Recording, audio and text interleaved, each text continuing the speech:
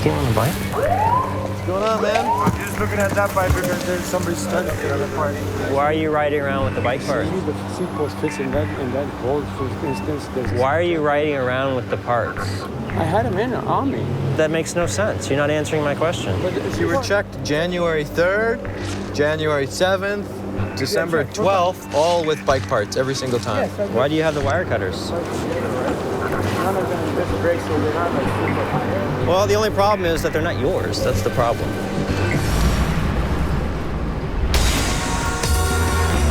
Welcome to Vancouver's Downtown Eastside, where an extraordinary police squad battles to keep control of one of the toughest beats in North America.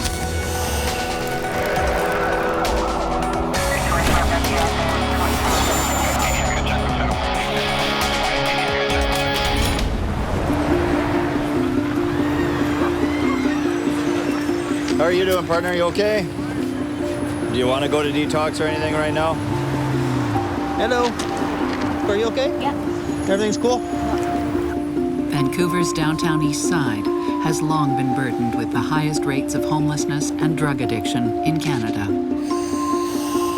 But now, the neighborhood is under a new kind of pressure: gentrification. Market's building our downtown east side. We want homes for our people. We're not giving up our community, I tell you. No way. Large new condo developments, like the landmark Woodwards building, are pushing many of Skid Row's marginalized residents further east. The Woodwards development was a hole in the ground when I started down here, and there was a bunch of kind of seedy old hotels and rooming houses, and that block's really been cleaned up, but it's not really doing anything to solve homelessness or addiction. Constable Steve Addison is part of the beat enforcement team, a special squad that patrols this troubled community on foot. This is like the perfect metaphor for this area, because the one side it's the Stanley Hotel, which is a hotel for people with severe mental health issues and drug addictions. And then right across the lane there's these Gucci restaurants, and people are driving up in their fancy cars and having their nice tapas and wine, oblivious to the misery that's happening like a block over. The area's gentrification is also providing fresh targets for property crime. We've noticed a steady proliferation in not only auto theft, but theft from auto as well, because people leave their cars parked out on the street with property inside these vehicles. And it's a criminal opportunity for drug addicts down here to take advantage of that. iPhones are a favorite target for addicts looking to finance their next fix. Someone stole my phone like right now. What does she look like? It's a fat girl with long hair. Okay, jump in. I told him. Jump in the car. See, like a... Okay, you guys just need to speak calmly, okay? It was a girl? Yeah, it's a girl. She gave the phone to a boy who was running in a bike. This is the girl. This is the girl. This is the girl. That's the girl. I got the girl here in front of the Brandies. Right now I'm going to put you under arrest for... Why? How do you know? Hey, relax. How can you prove that? Well, the girls that got it stolen from them are in the back of my car, and they just pointed you out. Really? More organized forms of property crime are also entrenched in the neighborhood's low-rent hotels, one of which has come to the attention of the BET. What we basically have going on at the Arco Hotel is a bike chop shop, whereby the people who are running this chop shop are intimidating and threatening other residents of the hotel to utilize their rooms as well as keep cover for the operation that's going on. The BET is targeting the suspected ringleader of a bicycle chop shop operating out of the Arco. The information we have is that Mark is knowingly getting other people to steal bikes for him, and people are bringing bikes to him, which he's then posting on Craigslist. And some of these bikes are $3,000-$4,000 because it is just like a huge volume of stuff moving through there all the time. 2 Papa 15. Can you show us that at the Arco? We're just doing a walkthrough. Marina Trenkle and Andrew Penner are at the Arco to gather more information on Mark, who police believe is mixing and matching parts from stolen bikes. Can I have a look at the room that you have in here just to see how much you got going on now? I have Holy moly. Any stolen bikes come in here recently? People have been trying to bring stolen bikes in. I've called you guys actually a couple times. I left a message for you. Mark claims the bikes are salvaged from dumpsters to refurbish and sell online. What are you asking for that one? What do you ask I'm asking for? 500 for it. 500? Yeah. Woo! That's the nicest bike I've ever built. Okay, good luck. Yeah. Thanks for stopping by. They're all stolen. We know that. They're brand new, like nice Trek racing bikes. Nobody has their serial number recorded. So on our system, they don't come back stolen. So record your serial numbers. Thank you, Constable Penner. Yes, the SOC was told that the father was calling the police. You're Jason? In another rooming house, the manager has a tip he wants to share with Constable Steve Addison and Dan Petrie. 413. Who's in 413? Little Tanty. Tatty? Tanty. Yeah, they're selling crystal meth out there. He shows them surveillance of the foot traffic in and out of room 413. That's a lot of people. But this is every night. How would you feel for us to maybe monitor that? No problem. Is there actually a camera that shows Her place? No. like her place? No. It's But just the suite across the hall is empty. And he's got a keyhole to look in. Yep. Oh, that's even better. Dan relays his surveillance plan to Steve and Kyle. So we can work it towards maybe a search warrant. So not only drugs, but stolen credit cards, property. If they're dealing like credit cards and stuff, could snowball into something bigger. If we can go from zeros to heroes in one night. Oh yeah, still time. Dan sets up at the peephole across the hall from room 413. Steve, what's your 20? He suspects the room deals in stolen credit cards as well as drugs. Any information he can glean will help them get a search warrant. So what we're looking right now for would be a consistency of people coming and going. I've done this job long enough to know that if somebody goes in there, it will be, less than a minute.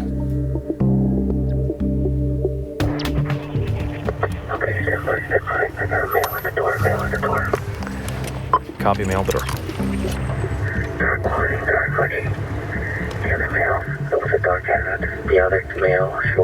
Copy, across the street, westbound VCB on Cordova. So he's going west on Cordova. Steve and Kyle want to speak with these two men who've just come and gone from room 413. Come here. I asked you to stop. You kept going. What do you got in your right hand there? Nothing. Okay, come down here. Okay? What's in here? Stuff. They don't have enough evidence to pursue a search. Do you live in this neighborhood? What are you doing here? We didn't have grounds to search them, and I wasn't going to press them too much because of the attitude that we were getting. And I don't want to heat up that place, but it's good intel to know who's coming and who's going from there. For Dan, Cubby and I are back in our spot here in the north.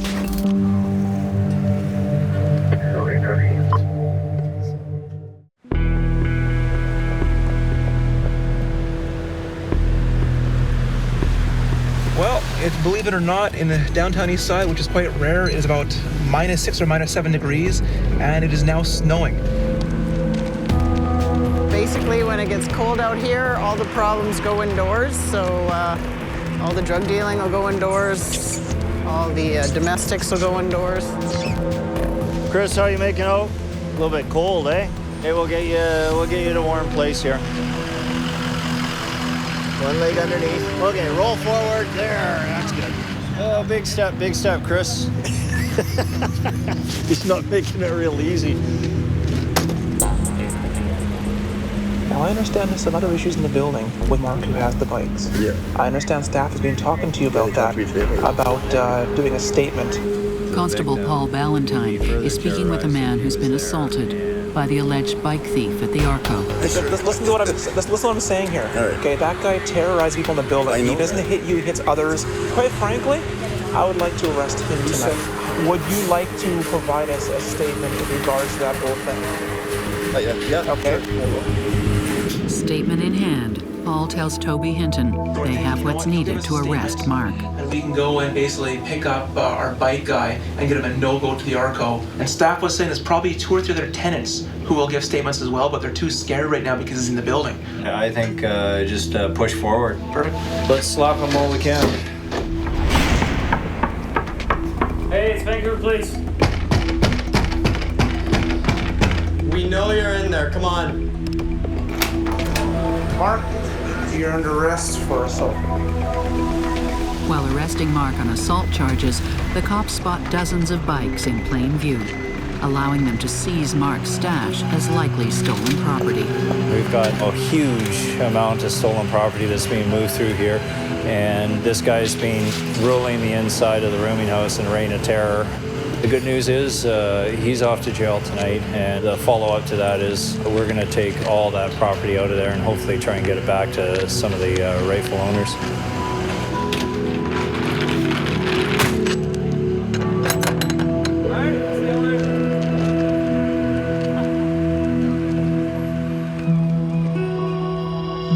Smells bad here. Smells like a toilet.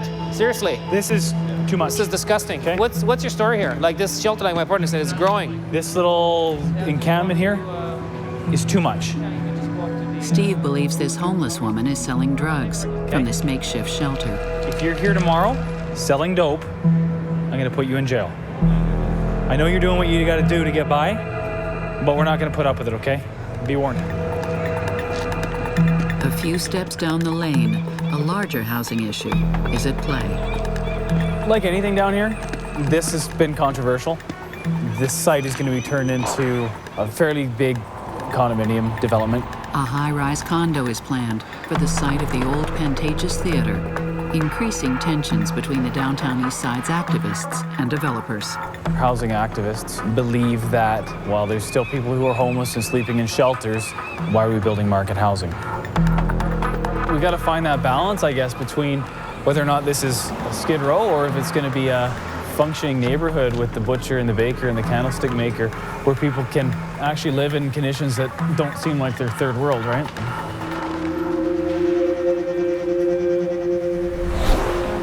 This neighborhood's going to the condos. I find that since the Woodward's development went in there, it seems like the police are pushing everything east. It is changed. You can see the change. You can really actually feel the change too. What's going on? I wasn't flashing. I was just trying to get him to move on. Is he got kicked out or something? Or? No, he's begging. Oh, you know who he is? He's that aggressive guy. Patrons at a new pub are complaining about a relentless panhandler. You can't be so aggressive. I don't collect welfare boys, right? Okay, so you're doing this for money? Yeah. Do you have a roof over your head right now? Do you have a No, I place to don't, sleep? all right? Where are you sleeping? I'm sleeping outside. Just please leave me alone. Sure, can we help you find a place to sleep? What's the point, all right? Tell me, what's the point? There's nowhere to live these days. There's nowhere to go.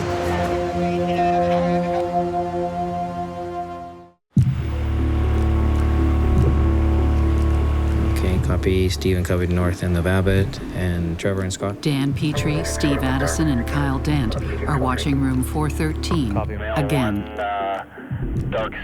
They suspect it's being used for credit card fraud and drug distribution.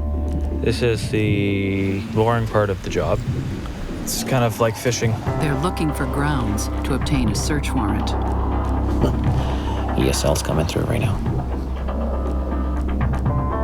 Dan relays descriptors of a visitor to the room. Yeah, it looks like a white hat. Go. Steve and Kyle pursue. Copy, northbound crossing Cordova, north side. Just keep an eye on her. Hold on. What are your conditions? Any fraudulent equipment. Were you convicted of like credit card fraud or something? Yeah, I was on that one.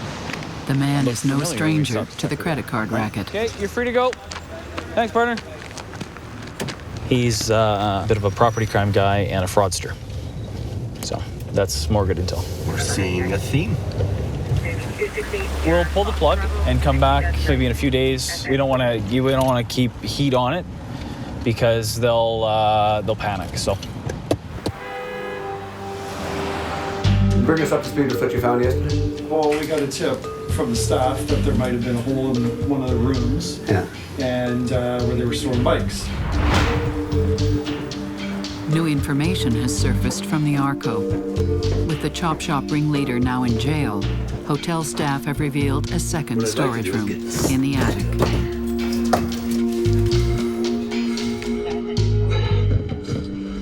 Holy, it's a store.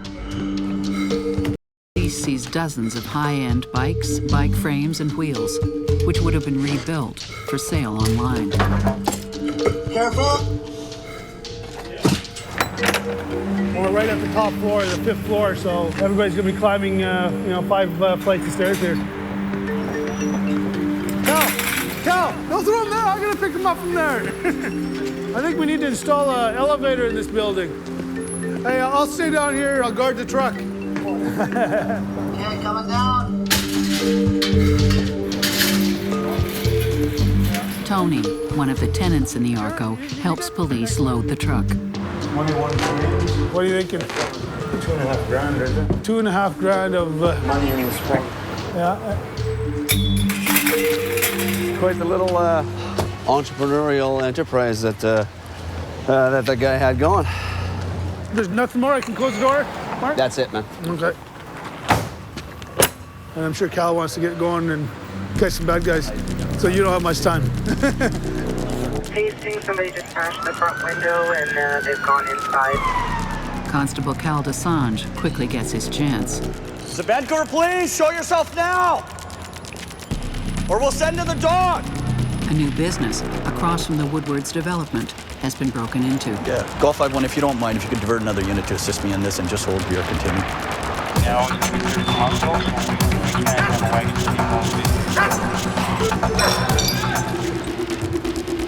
Whoever broke in has escaped. I thought we were close. That we'd have them inside. But not far away, Cal spots a suspect fleeing on a bike.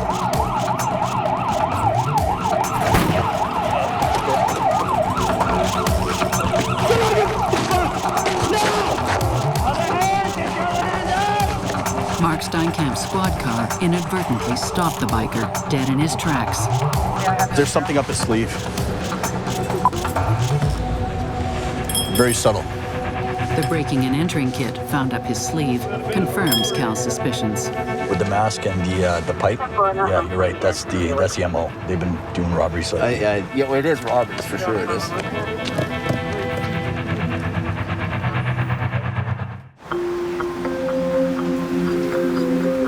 The BET catches a lucky break in room 413. We received a 911 phone call of a domestic in progress in the suite that just happened to be our target residence. We went in, and in plain view in there, I guess Steve saw some fraudulent materials. Yeah, I'm gonna go outside. I've seized a whole bunch of stuff that was in plain view: credit cards, drugs, drug paraphernalia, and 2 people are arrested for unauthorized possession of credit card data. Back at BET offices, Steve calls his partner, Dan Petrie, to brag about the bust. Credit cards, scales, money, documents, computers, phones, bear spray, all kinds of good stuff. You know what? You choose your own adventure and you chose not to come to work today.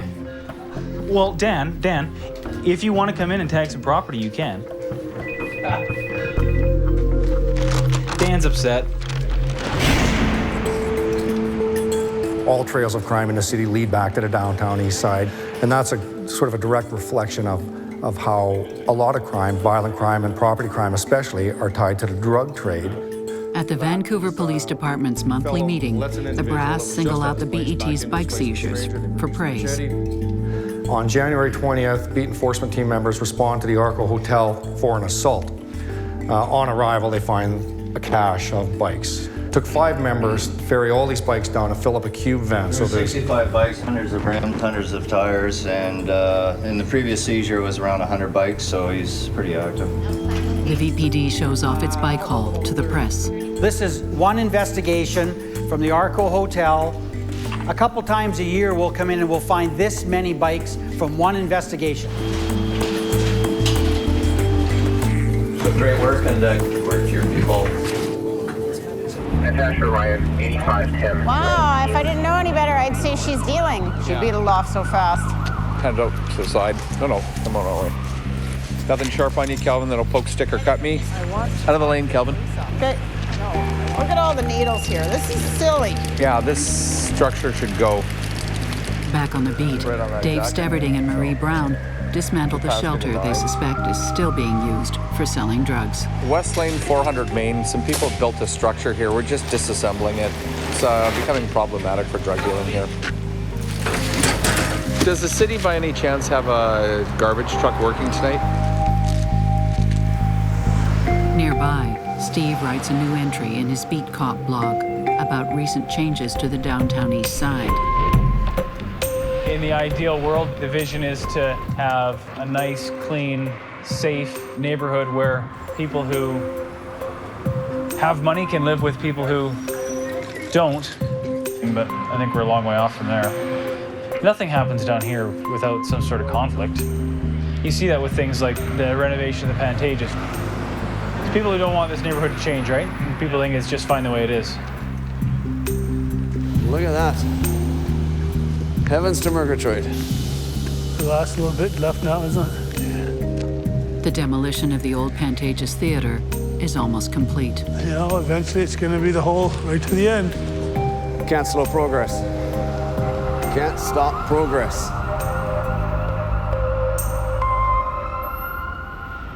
Whoa, whoa, whoa, hold up. Honduras? Look, what's in your mouth? No, no. Let's see, put your tongue down, open it up. If you're gonna come out here and deal drugs, you're gonna get sent back to Honduras. Put your hands behind your back. Just put your hands behind your back. You're selling pills down here. Yeah, you are. Yeah, you are. Get some help, man. Oh, yeah. Oh, yeah. Yeah, hand to mouth. Yeah, we just did a deal. Man, I ain't messing with you. You still have them in there. Welcome to Canada. Welcome to Canada.